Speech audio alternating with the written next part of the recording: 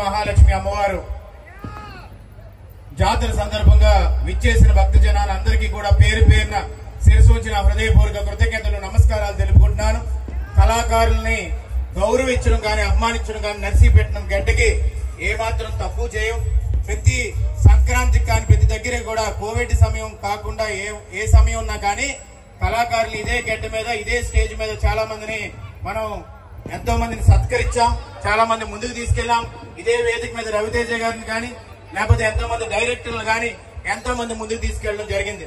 ఈ రోజు మరిడి మహాలక్ష్మి అమ్మవారి జాతర సందర్భంగా చాలా మటుకు ఎన్ని ఆటంకాలు ఉన్నా కానీ ఎన్ని అరాచకాలు సృష్టించాలన్నా కానీ ఎంతమందిని ఆపాలన్నా కానీ ఇది ప్రజల పండగ కాబట్టి, ప్రతి ఒక్కరి పండగ కాబట్టి, మీ పండగ కాబట్టి, ఇది కుటుంబ పండగ కాదు, ప్రతి ఒక్కరి పండగ కాబట్టి ప్రతి ఒక్కరు ఇన్వాల్వ్ అయ్యి డిసిప్లిన్డ్ గా నర్సీపట్నంలో ఇంత మహోత్సవంగా, ఇంత ఆదరంగా, ఇంత అభిమానంగా సంబరాలన్నీ కూడా ఈ రోజు ఈ జాతర మహోత్సవ సందర్భంలో ఎలక్షన్లు ఉన్నా గాని దేశం మొత్తం ఒక పక్క అయితే నర్సీపట్నంలో మాత్రం ఎలక్షన్ల హీటు వేడు పక్కన పెట్టి చల్లగా అమ్మవారి పండగ జరుపుకుంటున్న సందర్భం మనం చూస్తున్నాం.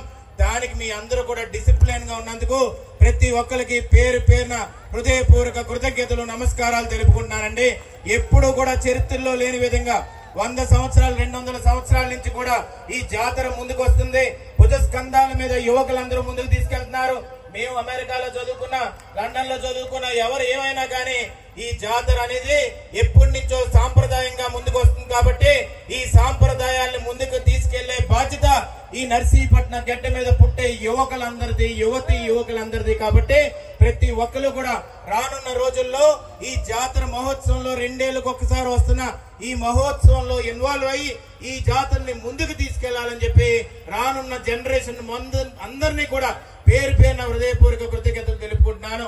ఇది పార్టీలకు అతీతంగా, కులాలకు అతీతంగా, మతాలకు అతీతంగా రోడ్ల మీద ప్రతి ఒక్కరు కూడా వాళ్ళ కుటుంబ సభ్యులు ఎన్ని ప్రాంతాల నుంచైనా వచ్చి అభిమానంతో జరుపుకున్న జాతర కాబట్టి ఆ మరిడి మహాలక్ష్మి అమ్మవారు శుభాకాంక్షలు, ఆశీస్సులు ప్రతి ఒక్కరికి ఉండాలని చెప్పి మనస్ఫూర్తిగా కోరుకుంటూ నాకు ఈ అవకాశాన్ని ఇచ్చిన స్టేజ్ కమిటీ ప్రతి ఒక్కరికి కూడా పేరు పేరున హృదయపూర్వక కృతజ్ఞతలు తెలుపుకుంటూ ఇప్పుడే అమ్మవారు కూడా గుడికి చేరడం జరిగింది.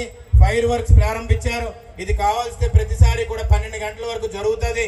కానీ ఎలక్షన్ కోడ్ ఉంది కాబట్టి కొంతమంది ఈ రోజు ఈ సందర్భంగా కంప్లైంట్లు కూడా ఇచ్చారు ఈ పండగ ఆపడానికి. కానీ ఎక్కడ ఎవరు ఆపకుండా అంతరాయం కలగకుండా ఆ అమ్మవారే కాపాడి ముందు తీసుకెళ్లింది. నిన్న కూడా అమ్మవారి దైవాలు పెద్ద వర్షం పడి మొత్తం టౌన్ అంతా కూడా శుద్ధి చేసుకున్నది. అందుకే అమ్మవారు అంటే ప్రతి ఒక్కరికి నమ్మకం. ఆ మరిడి మహాలక్ష్మి అమ్మవారు ఆశీస్సులు ఉండాలి. ఇంకా టైం వేస్ట్ చేయదలుచుకోలేదు, 10 వరకే కాబట్టి ఈ రోజు పిలిచిన వెంటనే ఇచ్చేసిన అందరికీ కూడా హృదయపూర్వక కృతజ్ఞతలు తెలుపుకుంటూ సెలవు తీసుకున్నాను. Thank you very much. జై మరిడి అమ్మ.